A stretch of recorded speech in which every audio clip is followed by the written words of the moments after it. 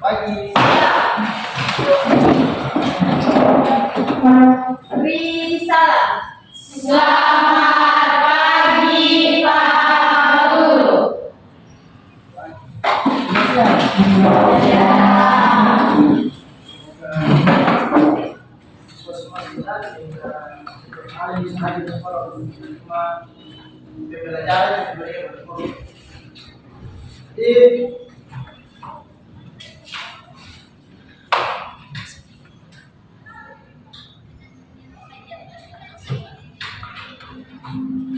Sebelum kita memulai pembelajaran pada hari ini, marilah kita berada dalam doa. Semoga pembelajaran kita hari ini diberkati oleh Tuhan Yang Maha Esa. Untuk itu kepada siswa untuk orang yang bersilakan untuk memimpin doa pada pagi hari ini.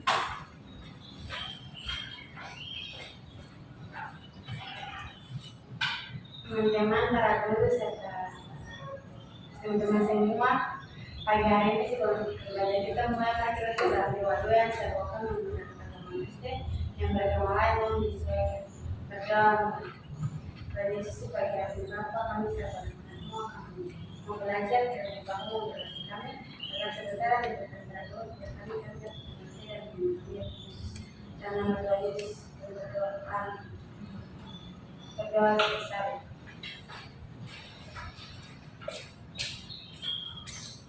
Apakah semua hari ini sehat? Ada yang tidak hadir? Atau semua hadir? Ada yang tidak hadir Pak. Apa? Kita membela kita berani.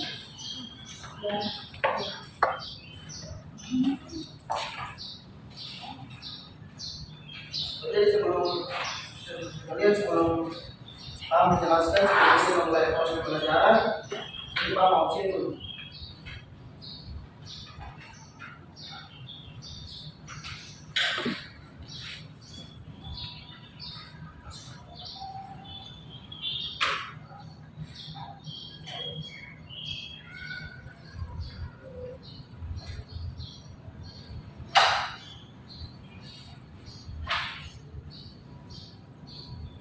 Jadi dengan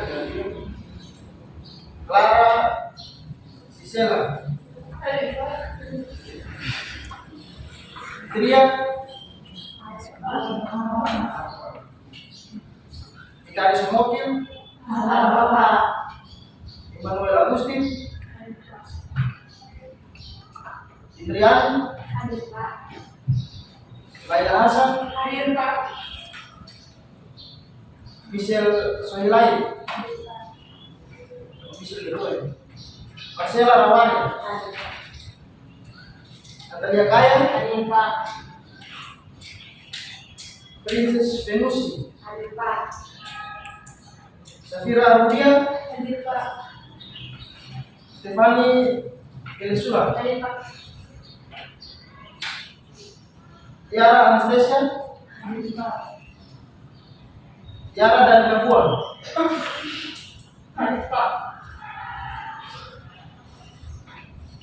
Tri Purnawati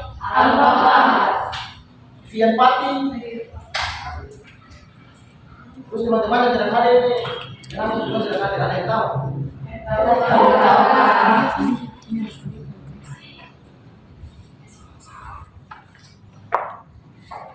Jadi karena ada adalah siswa dalam jurusan 3. Jadi Pak hari ini akan menjelaskan tentang materinya itu tentang penyusunan rencana produksi. Nah, kenapa sampai materi ini penting?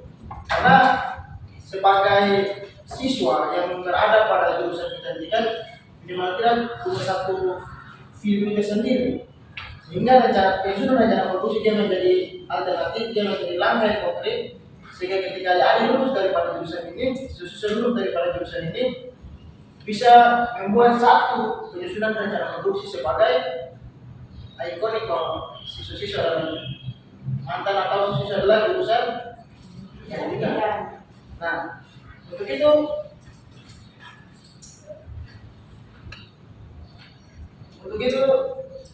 tujuan daripada pembelajaran kita pada hari ini yaitu untuk mengetahui tentang penyusunan rencana produksi. Nah, untuk itu sebelum kita mulai, ada yang pernah mendengar tentang penyusunan rencana produksi? Silakan.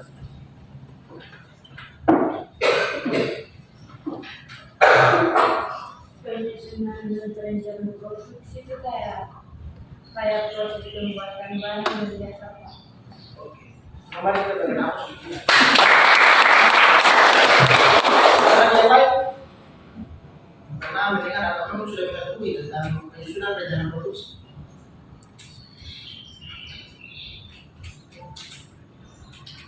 Oke, jadi sederhananya penyusunan rencana produksi adalah proses membuat satu barang. Bisa lanjut.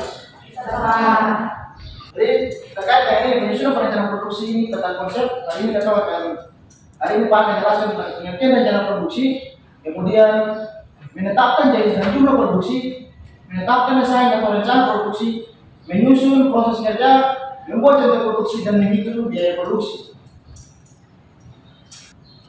Nah, jadi ada bisa perhatikan di gambar itu, ini adalah bagian daripada contoh-contoh kegiatan produksi.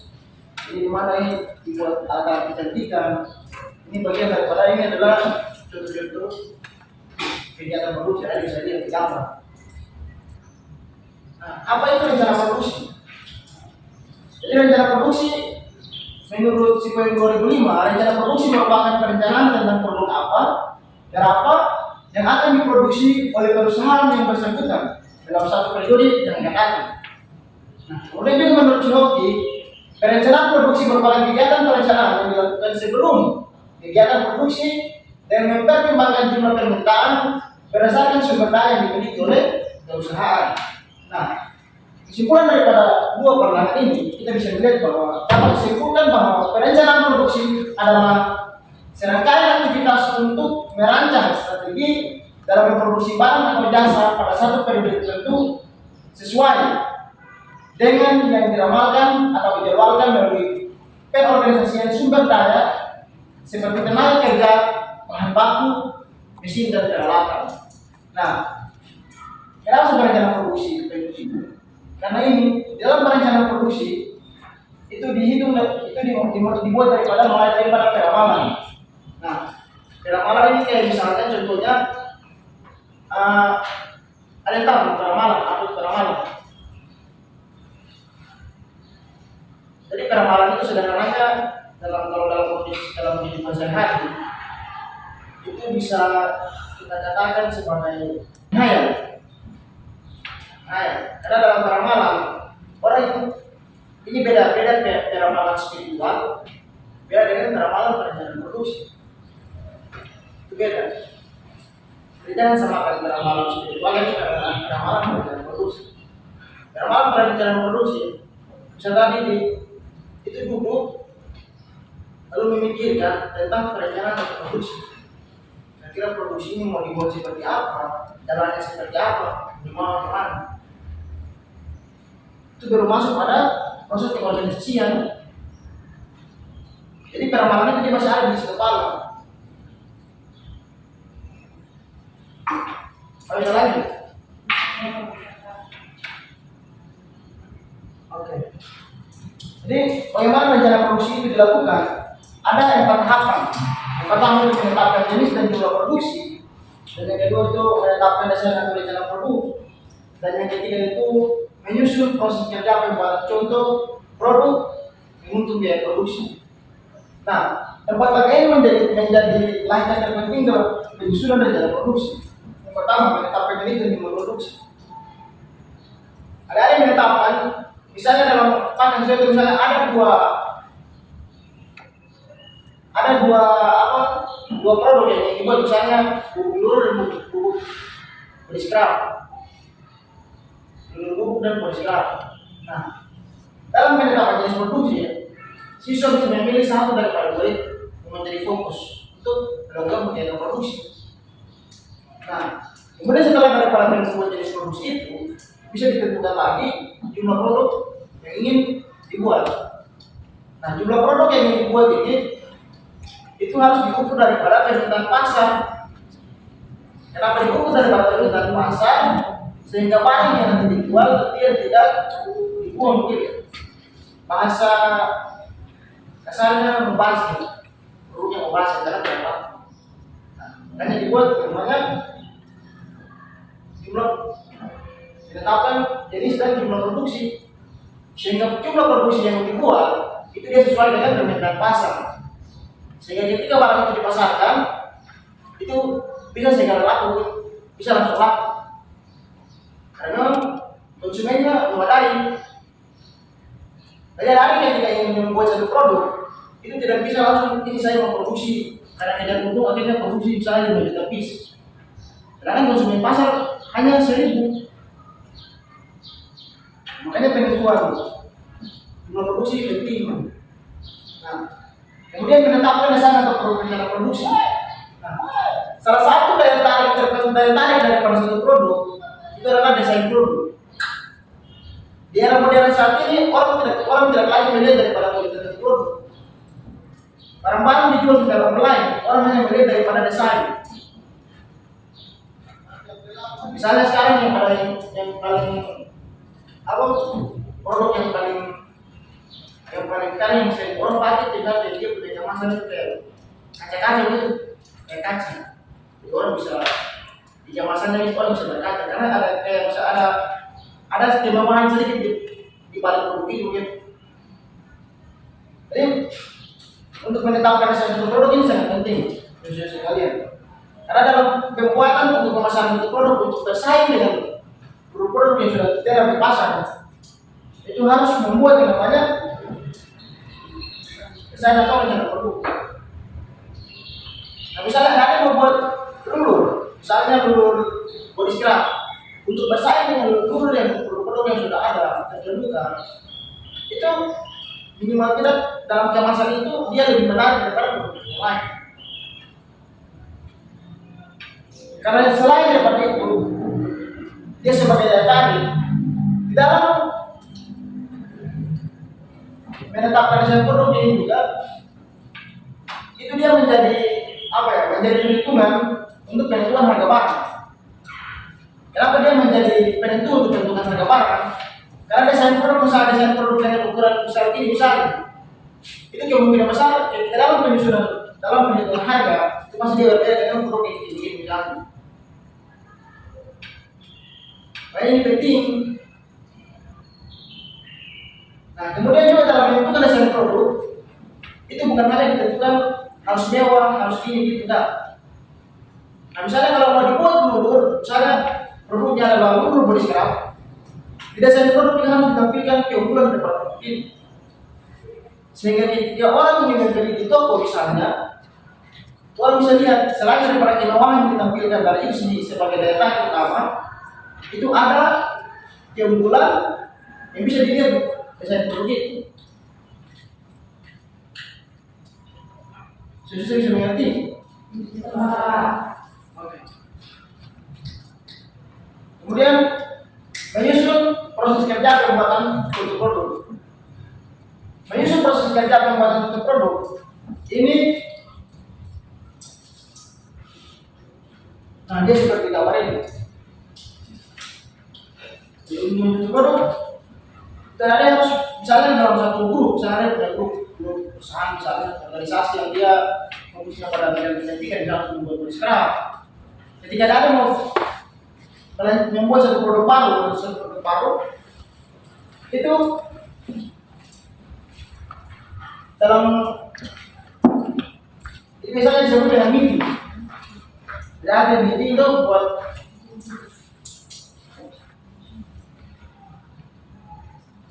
jadi kemudian membuat produk ini mau dibuat seperti apa gitu, mau dijalankan seperti apa.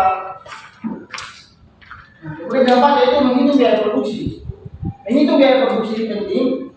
Misalnya dari satu produk yang dilakukan dari penetapan jenis produk sampai ke jenis desain, itu dia menjadi tolak ukur dalam menghitung biaya produksi. Ini menghitung biaya produksi.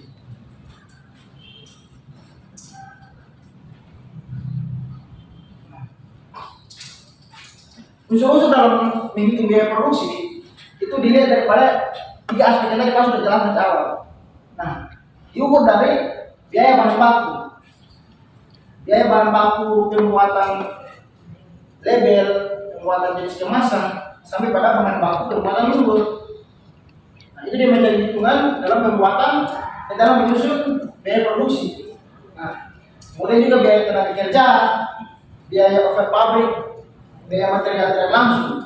Jadi biaya material tidak langsung ini itu misalnya bayar listrik untuk masalah dalam bentuk satu daerah produksi menggunakan alat-alat yang sudah modern, misalnya menggunakan mesin dan sebagainya, itu dia membutuhkan listrik. Nah, listrik itu dihitung dalam biaya material tidak langsung. Ada ke pembayaran penyewaan gedung ini, misalnya ada yang menggunakan satu tempat untuk membuat satu produk.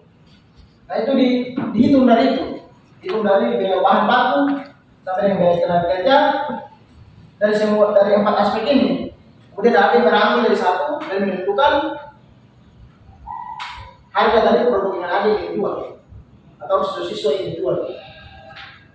Mungkin seperti itu penyampaian singkat dari Pak.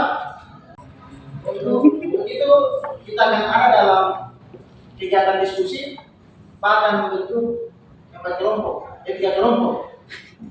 Tiga kelompok di sini karena berapa sih ya? 2, 6, 10, 12. Jadi satu kelompok 4 orang. Tapi kemungkinan besar ada satu kelompok yang dia cuma 5 orang. Jadi ini kelompok 1 5 orang, kelompok 2 di sini 4 orang, dan kelompok 3 di sini 4 orang lagi. Dan kita coba ikut dalam kelompok.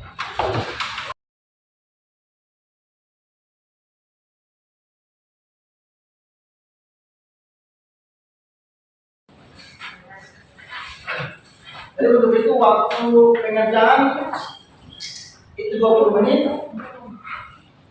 10 menit untuk kerja kelompok, dan 10 menit lagi untuk presentasi. Selamat bekerja.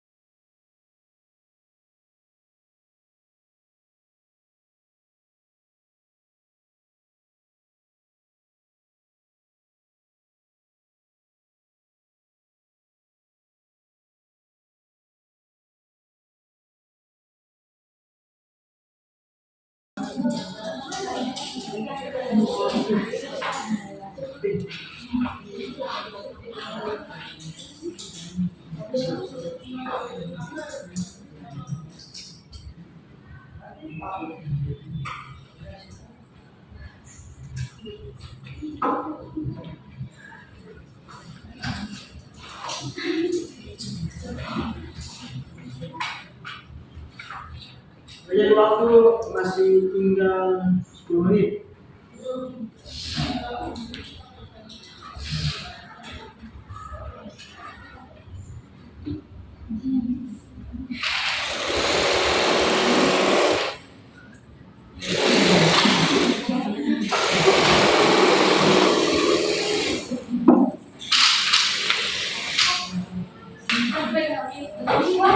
Awak kita siap untuk mempresentasikan hasil kerja.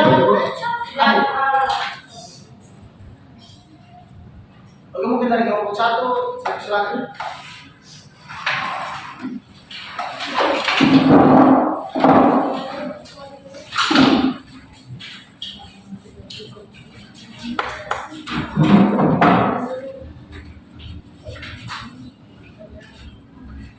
Selamat pagi Pak Guru dan teman-teman. Kami dari kelompok 1 akan mempresentasikan hasil kerja kelompok kami pada teman saya persilakan. Yang 1. Menetapkan jenis dan jumlah produk, yaitu ada 2. 1. Jenis produk jenis alami atau dari bahan tropik atau beras dan herbal. 2. Jumlah produk 50 kemasan atau 100 gram untuk produk awal. Yang kedua, menetapkan besar atau limit produk. 1. Besaran produk. Kemasan plastik transparan dengan label. 3. Berwarna coklat hijau produk alami. 2. Nama produk menurut herbal box. Lalu bentuk logo, komposisi cara pakai, nama produk dan relasi.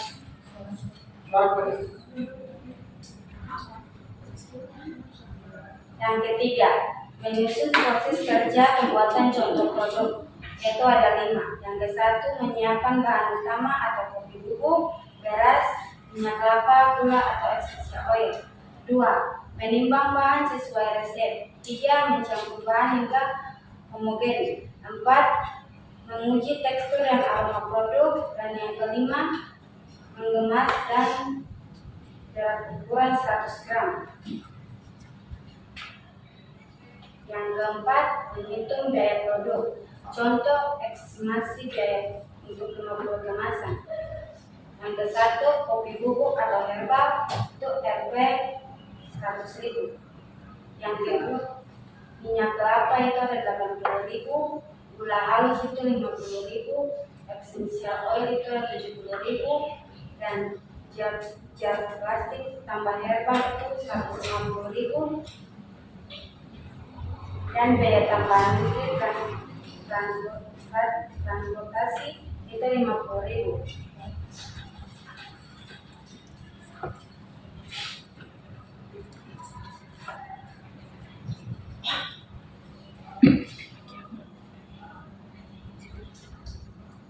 Apakah ada pertanyaan dari kelompok 2 dan 3?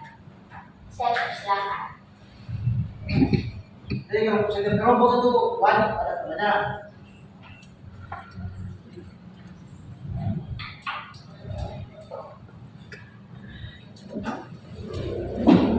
Baik, terima kasih telah memberikan kami kesempatan bertanya.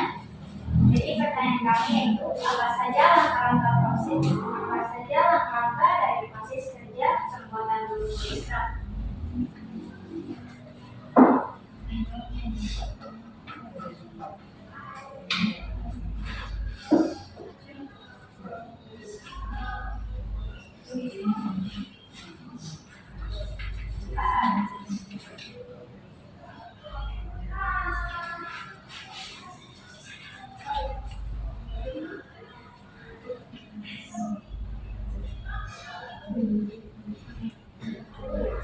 Jadi saya kedua menjawab dari kelompok lain, diharapkan saya mengirim untuk presentasinya dia berjalan dengan lancar dan maksimal.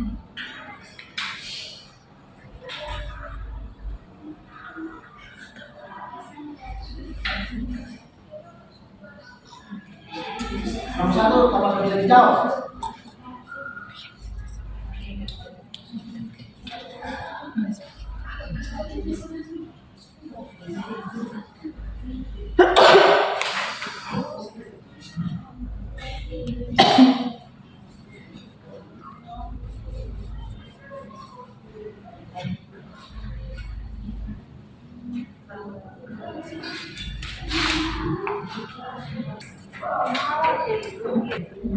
Ya, terima kasih kepada diberikan kepada kami untuk 1.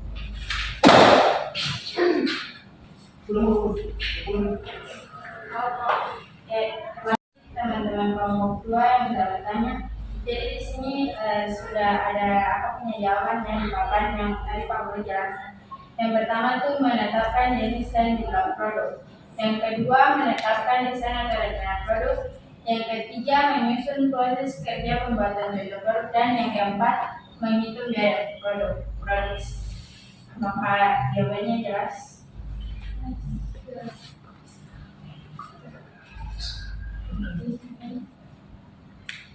Sekedar presentasi kami, jika ada kata yang salah mohon maaf. Terima kasih.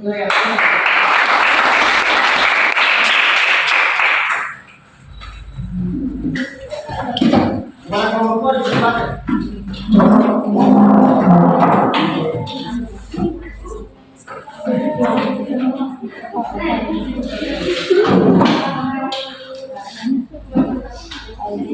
Selamat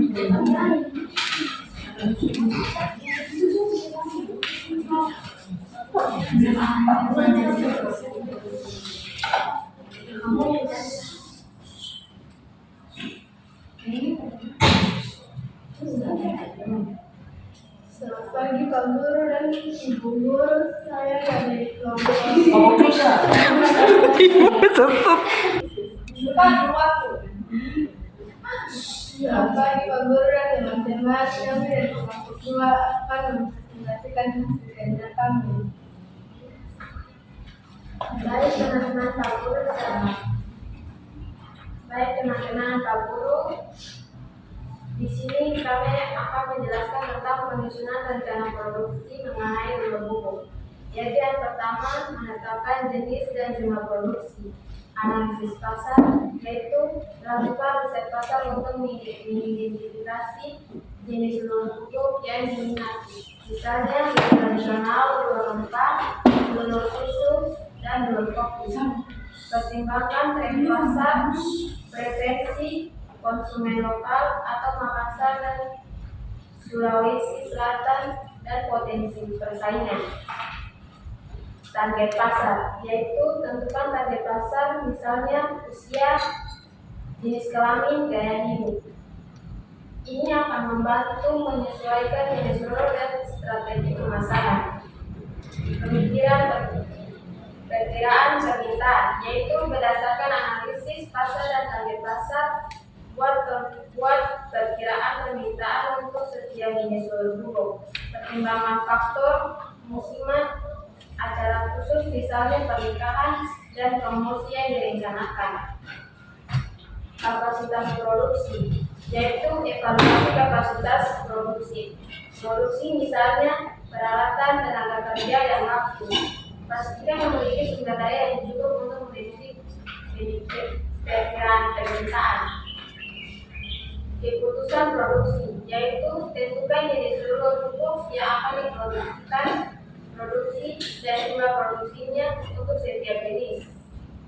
Contoh jenis telur pupuk rempah tradisional dan telur pupuk susu untuk melembutkan dan mencerahkan kulit. Jumlah, yaitu 500 kemasan telur rempah dan 300 kemasan telur susu untuk bulan pertama. Yang kedua, menetapkan desain atau rencana produk.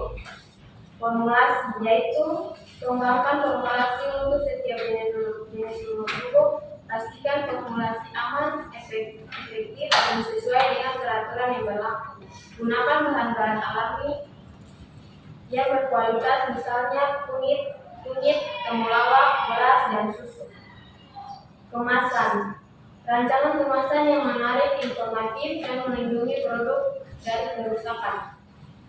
Pertimbangkan ukuran kemasan dan bahan kemasan, label, dan desain visual. Pastikan mencerminkan merek dan menarik perhatian target pasar. Branding, yaitu kembangkan merek yang kuat dan mudah diingat. Tetapkan nama merek, logo, slogan, dan identitas visual yang konsisten. Pastikan merek mencerminkan nilai produk dan menarik perhatian target pasar. Harga, yaitu tetapkan harga yang kompetitif dan menguntungkan. Pertimbangkan gaya produksi, harga pesaing, nilai produk, dan daya beli target pasar. Contoh, formulasi telur rempah, campurkan kunyit, temulawak, jahe, kencur, beras, dan rempah-rempah lainnya. Kemasan, kantong kertas, wrap dengan label berwarna yang menampilkan gambar rempah-rempah dan informasi produk. Merek, yaitu rempah ayu, atau menempelkan bahan alami dan manfaat yang diinginkan. 3. Proses kerja pembuatan contoh produk. Persiapan bahan, yaitu siapkan semua bahan sesuai dengan formulasi dan yang telah ditetapkan. Pastikan bahan-bahan yang berkualitas dan segar. Pencampuran, yaitu campurkan semua bahan sesuai dengan belokan dan proporsi yang tepat digunakan peralatannya. Baik, terima kasih atas kesempatannya. Jadi di sini kami berdaya tentang sebutan manfaat dari lulur buku.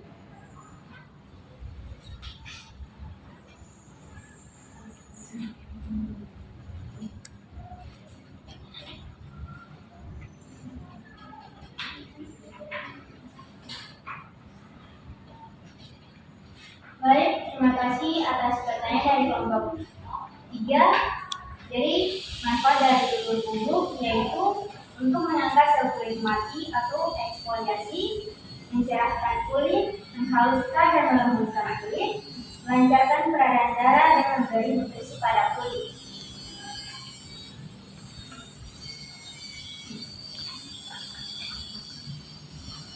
Apakah kelompok 3 puas dengan jawaban A? Baik, sekian hasil presentasi kami. Jika ada kata yang salah, mohon dimaafkan. Terima kasih.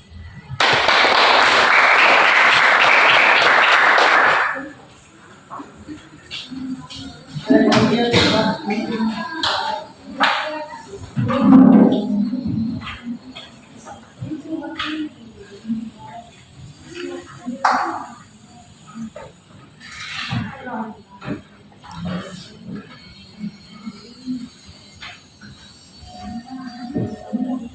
Barangkali kalian akan menceritakan hasil kelompok kami.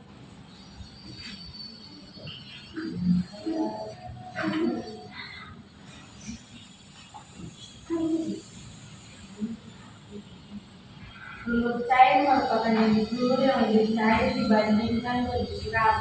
Penggunaan lulur ini umumnya dilakukan dengan menyemprot lulur yang terdapat di dalam wadah. Kemudian digunakan tekstur lulur yang cair umumnya sama dengan masker wajah, tetapi digunakan di bagian tubuh yang kering. Kemudian digosok-gosok untuk menangkal sel kulit mati. Lulur cair pada Amoleda dodicea dimanfaatkan sebagai lulur spa yang tersedia di Amoleda refleksologi. Lulur cair Amoleda dipadukan dengan aromaterapi khas sehingga pelanggan akan merasakan kenyamanan saat bertugas melakukan massage pada penggunaan konsumen. Jenis produksi lulur cair. Lulur cair untuk rumah diformulasikan untuk menjaga kelembapan keseimbangan dengan bahan pelembab ekstrak untuk mengatasi kulit kering dan kusam. Diformulasikan untuk memproduksi minyak yang mengurangi volume besar. Jumlah produksi lulur cair. Perkiraan permintaan 100 unit per bulan berdasarkan riset pasar. Kedua, kapasitas produksi 1.200 unit per bulan berdasarkan kapasitas mesin dan tenaga kerja. Jumlah produksi 1.000 unit per bulan memenuhi permintaan pasar tanpa melebihi kapasitas produksi. Menetapkan desain atau rencana produk lulur cair. Desain produk, nama produk lulur cair glow. Kemasan yang terbuat plastik berlapis foil dengan tutup kulit. Label, desain label yang menarik dan masuk produk yang jelas. Warna dan aroma, putih dan aroma lavender yang menenangkan. Menyusun proses pembuatan lulur cair. Terdiri ada dua, yaitu satu bahan utama ekstrak tanaman, contohnya lavender, chamomile, pelembab, contohnya glycerin, hyaluronic acid.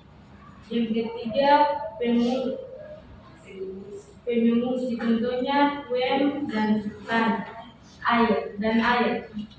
Bahan pendukung contohnya itu paraben atau phenoxyethanol. Yang kedua pewangi, contohnya lavender.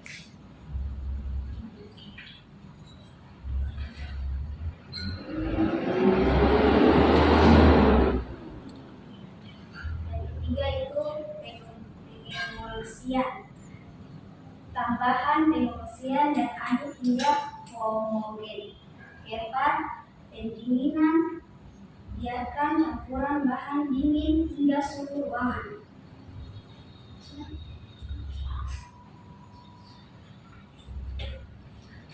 Tahap ketiga, pengemasan dan pengujian.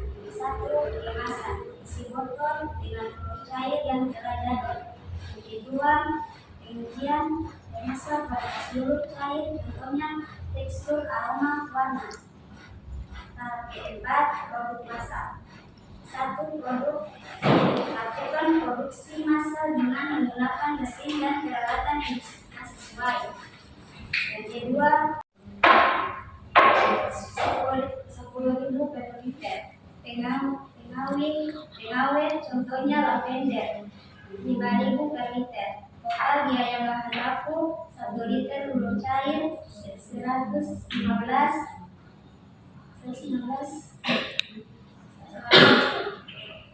Biaya produk 1. Biaya tenaga kerja Rp 20 per jam. Asumsi 1 jam produk 10 liter. Biaya tenaga kerja per liter 2.000. Biaya listrik dan air 5.000 per liter. Total biaya produk 2.000. Tenaga kerja 5.000, listrik dan air 7.000. Biaya total per liter 115. Ditambah dengan 700 biaya produk itu semua 1.122 per liter.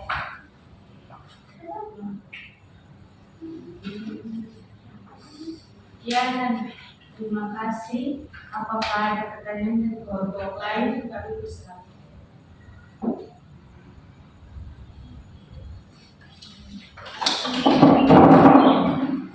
Ya, kami dari kelompok 1 yang bertanya, yaitu apakah ada bahan-bahan tertentu dalam minyak cair yang harus dihindari? Apakah ada bahan-bahan tertentu dalam minyak cair yang harus dihindari?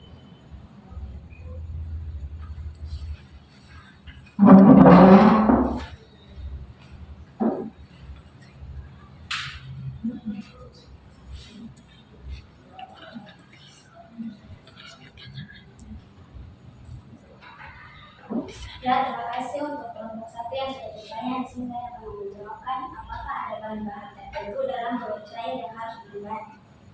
Jawabannya itu adalah hindari telur cair yang mengandung bahan-bahan seperti paraben, sulfat, pewangi buatan dan alkohol.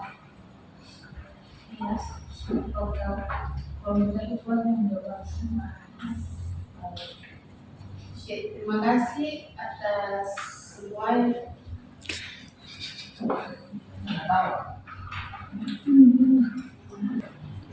Ya, terima kasih atas presentasi kami. Sekian dari presentasi kami. Terima kasih.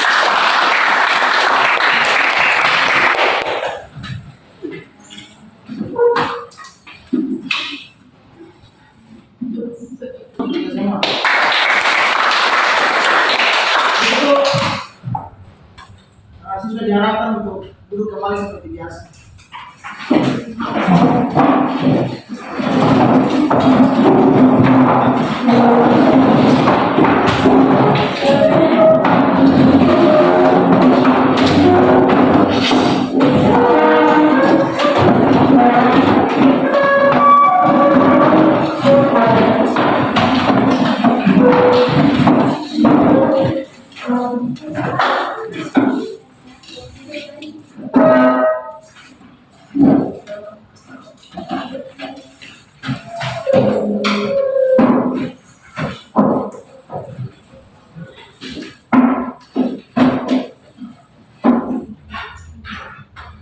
Baik, jadi ada presentasi yang luar biasa bagian daripada kerja atau apresiasi karena tadi sudah punya gambaran dan terkait dengan rencana produksi ini. Nah, untuk itu ada yang ingin bertanya? Mungkin dalam penyampaian materi, dalam penyampaian kita ada yang tidak mengerti tentang produksi.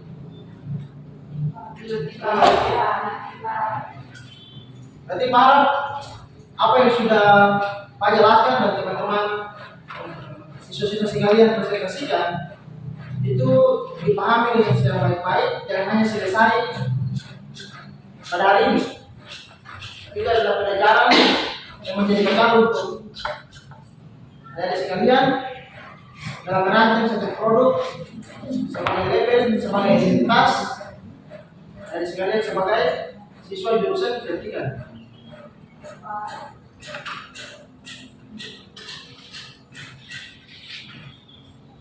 Mungkin ada kesulitan dalam pembelajaran hari ini? Ada, terima kasih. Nah, untuk itu ada kalau memberikan tugas kepada tugas kelompok untuk kelompok yang tadi.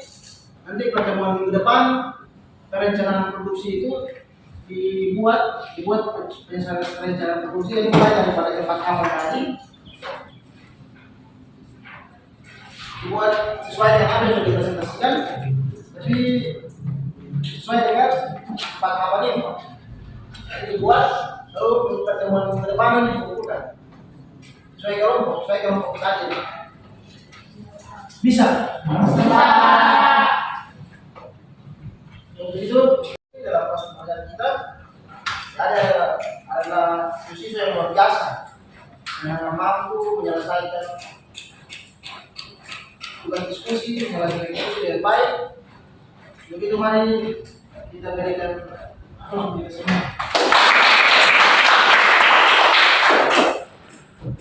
itu sebelum pelajaran kita hari ini cukup sampai di sini. Mungkin dari siswa Pak Perselakan kita dalam doa untuk mengikuti pembelajaran kita pada pagi hari ini.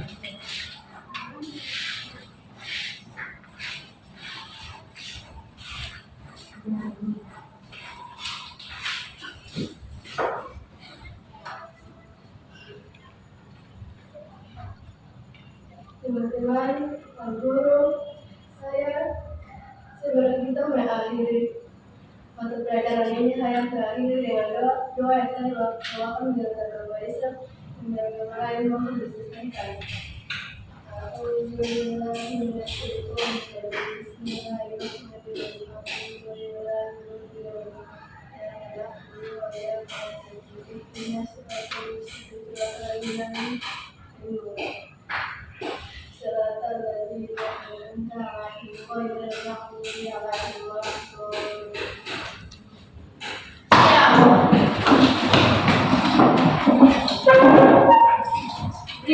Salam. Selamat pagi Pak Guru. Pulang.